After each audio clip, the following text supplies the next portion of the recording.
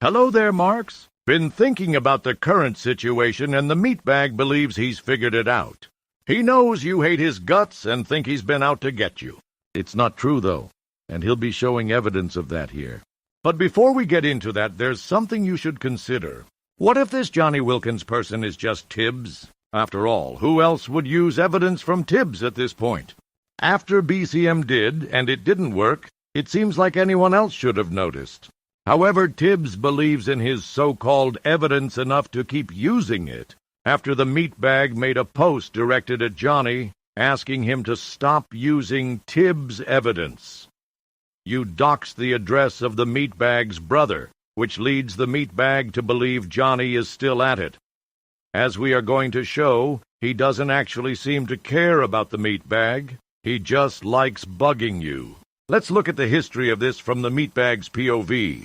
On the 11th, Jonny left this comment in one of the meatbag's community posts, as he usually does when he sees a comment. The meatbag loved it and moved on. Side note, we'll explain that later.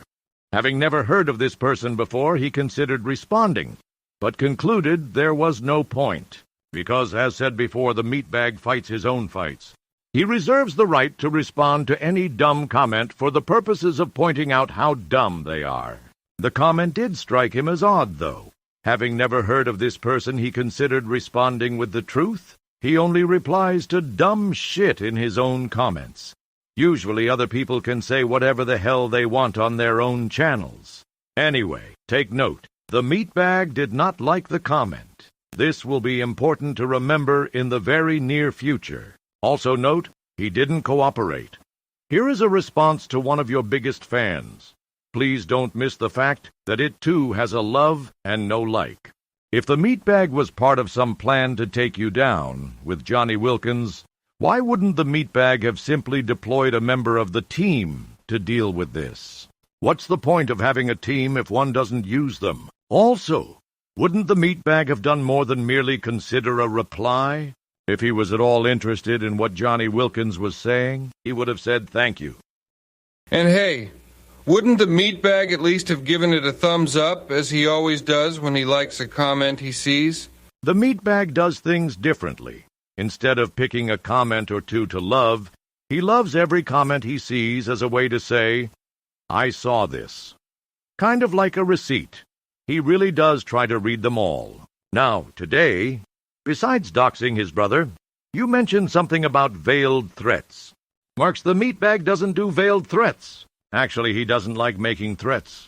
When he said he was talking to someone behind the scenes, he meant William Gloryhole. Also, please note, it was not the next day. Jonny didn't leave the message until the 11th, whereas we told you we were talking to someone behind the scenes around the 9th. Honestly, until you started leaving messages about doxing his family, he didn't know what was going on. And it wasn't about threatening you, it was about making sure the meatbag hadn't misunderstood the way things work in the community regarding Raxo. Here, see for yourself. He simply wanted to make sure he wasn't pissing on a community leader. Let's face it, no matter what you said, WGH got the final word, right? The meatbag wasn't going to argue if he said unsub. For what it's worth, we did try to explain, more than once, our logic behind being subbed. We want the live comments and need to know when he's on to get them. Whether we unsubbed as Roboto-san and sent an actual bot to subscribe and give us alerts, he was going to get one subscription from the meatbag either way. But there is a trade-off. The trade-off is the meatbag provides another venue to see Raxo's nonsense, with commentary, thereby encouraging people to watch something other than Raxo. Denying him views, one sub for... Let's look at our last Raxo video. 1,200 views. That's over 1,000 people who didn't give Cyrax views. That is the point we've been trying to make, which you seem to be missing. We're not supporting him in the slightest. If it had been a threat, or some way to get over on you, don't you think the meatbag would have thrown WGH's response in your face?